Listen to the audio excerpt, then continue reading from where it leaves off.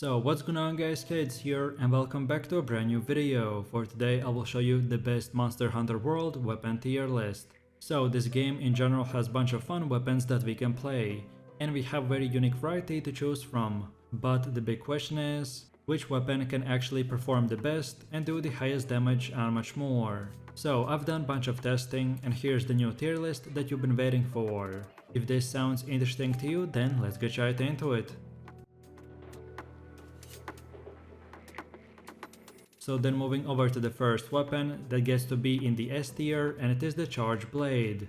This is the most complicated melee weapon in the game, and the Charge Blade has two forms and a file system. The first sword and shield form is the default form, and it has nice blend of mobility, defense and attack. Its combos revolves around alternating between swift and charge strikes with the sword and then the occasional shield jab. The main goal of the sword with shield form is to build up charge by hitting the monster and then storing the charge into the files. The files are then used in the second axe form. Axe form has high damage and impressive reach, but its true power comes from its elemental discharge attacks. Element discharge attacks use files and they cause file burst when they impact.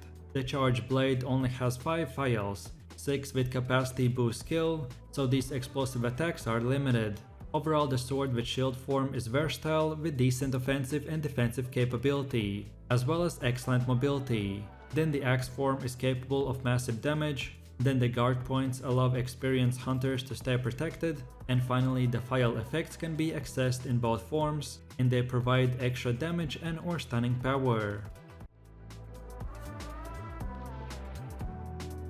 Then for the second weapon we have the Greatsword, and we will place him right in the S tier.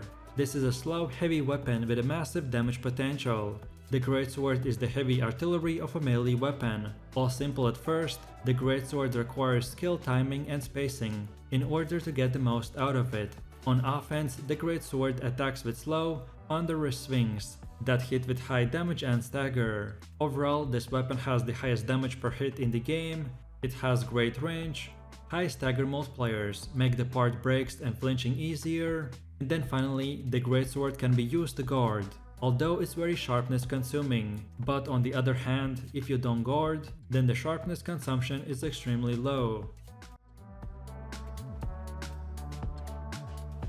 Then for the next weapon we have the Sword with Shield, and we will put him right in the A tier. This is the most versatile weapon in the game.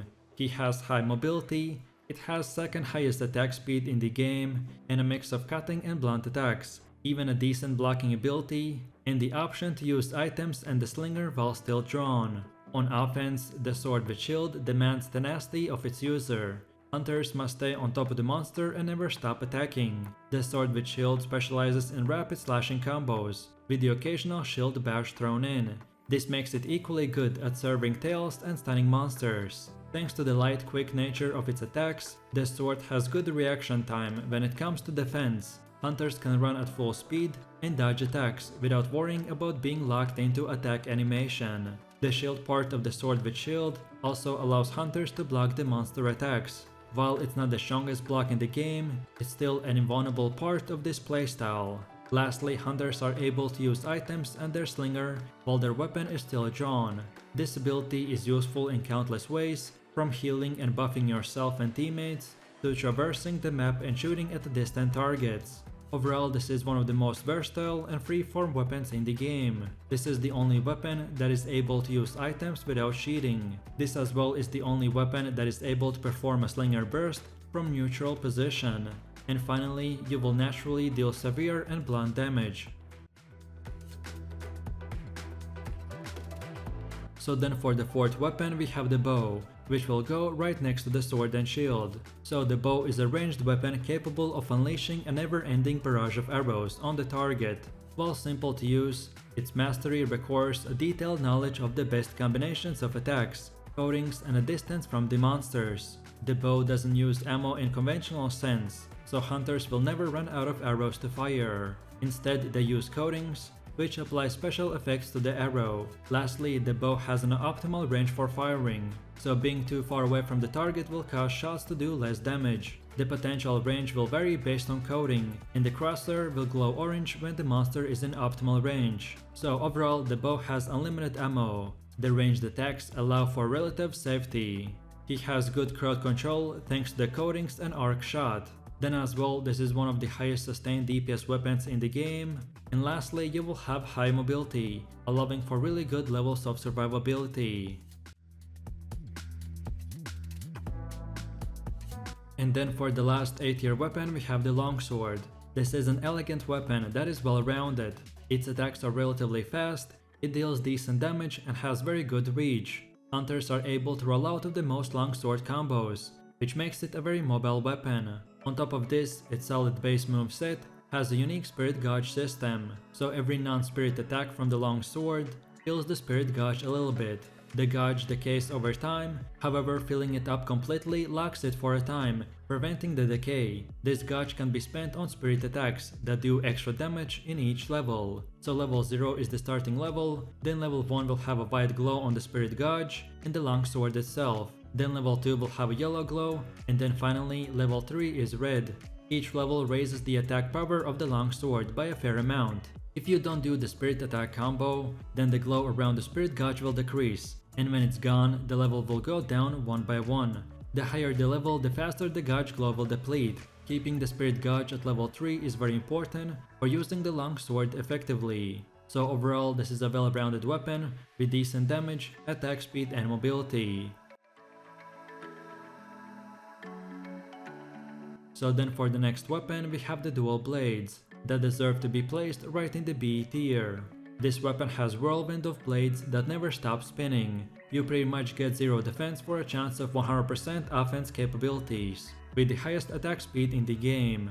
Dual blades chained together attacks rapidly, and rack up dozens of hits in the span of seconds. In their normal form, their attacks are basic slashes that can be adjusted on the fly, and they have very normal dodges. Hunters can also go into the demon mode, which increase their attack damage, changes their attack moves, grant resistance to knockback and changes their dodge to a quick dash. While in demon mode, hunters can chain together even longer attacks and build up a meter, which lets them enter an archdemon mode.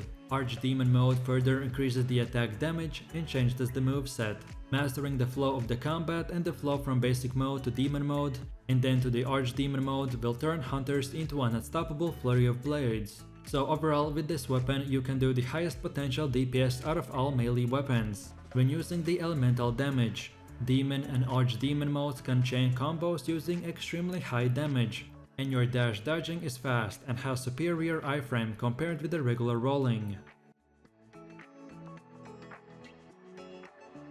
Then for the next B tier weapon we have the switch axe. This is a complicated weapon that is extremely powerful in the hands of a master. It has two forms, axe mode and a sword mode, and file system that adds additional effects to the sword mode. Axe form has excellent reach and good mobility. It also is capable of rapid chain attacks that deplete stamina. Axe mode attacks can be combo and in a sword mode. Sword mode has rapid attacks with the added bonus of the file. So sword form is capable of elemental discharge attack, where the hunter thrusts the sword forward, then builds up a rapid hitting power, and then unleashes it in a massive explosion. Being in a sword form drains the file gauge, and then the elemental discharge takes the chunk out of it. The gauge will recover naturally in axe form, but if it gets too low, it will have to be reloaded before the sword form can be used again. And files can give bonus attacks, elemental attacks, status effects, or even drain a monster's stamina. So overall the switch axe has long combos, it has good reach and mobility in axe form, and then finally, the files can be used to add bonus effects for even more insane damage. Then for the next weapon we have the insect glaive, which we will place right in the B tier. This is a fast, fluid weapon with a unique aerial moveset. On the ground, the insect glaive has rapid combos with good range that can be interrupted to dodge the monster. However, the insect glaive can also vault to launch itself in the air, which allows it to have access to its jumping attacks without the help of the environment. While the aerial attacks deal pretty low damage, they can be used to evade sweeping attacks. reposition, or chase down a monster, making it one of the most mobile weapons in the game. The other half of the insect glaive is the king set.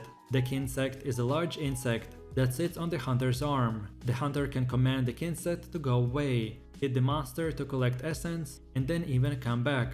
4 types of the essence are available, which are red, orange, white, and green. Red is the essential attack buff, white is movement set, orange is defense, and green is healing. Collecting red, white, and orange buffs together will create a triple buff, which will increase the hunter's power even more. Overall, this weapon has extreme mobility, good at mounting monsters, very fast attacks, short ground attack animations, so it's easy to dodge the enemy attacks. And then finally, you will get great reach, both vertical and horizontal. Then for the last and final B tier weapon, we have the heavy bowgun. This is the artillery of the ranged weapons. The heavy bowgun specializes in high damage rounds at range. While it does not have the same special effects of the light bowgun, the heavy bowgun dishes out damage more reliably, breaks parts faster, and staggers monsters more easier. Like the light bowgun, heavy bowgun has a modding system available, allowing the hunters to customize their weapon slightly, for example by reducing reload times or providing a limited capacity of the guard. Lastly, the bowgun has an optimal range for firing, so being too far away from the target will cause the shots to do less damage. Using a variety of specialized ammo, the heavy bowgun user is also able to act as a proficient support character, so you can recover, increase armor, and demon rounds can heal and buff allies quickly at a distance.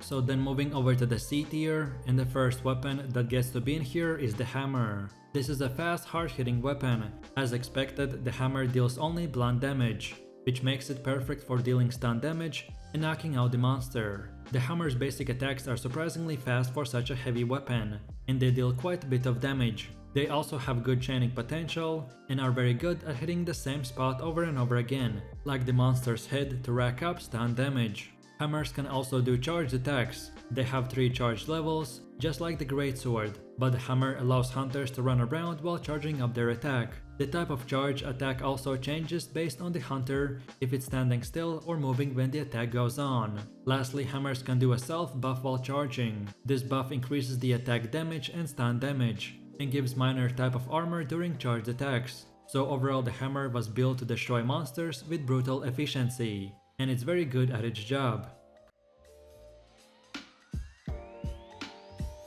So then for the next weapon we have the lance, and we will put him right next to the hammer. This is an unstoppable juggernaut weapon that is capable of going toe to claw with all but the strongest of monsters. Where the other weapons would falter or dodge, the lance blocks and retaliates. The lance shield is capable of blocking all but the strongest of attacks, and from the safety of the blocking stance, it can do a variety of attacks. But not blocking, the lance only gets stronger with the ability to charge forward and skewer the monster, hitting it repeatedly. The lance's basic attacks are accurate and long-reaching, allowing you to target enemies with ease. So overall, he has the best guarding ability out of all weapons. You will do precise attacks, which minimizes risk of bouncing on several notable monsters. And then finally, the lance is surprisingly mobile due to the guard dash and dash attacks.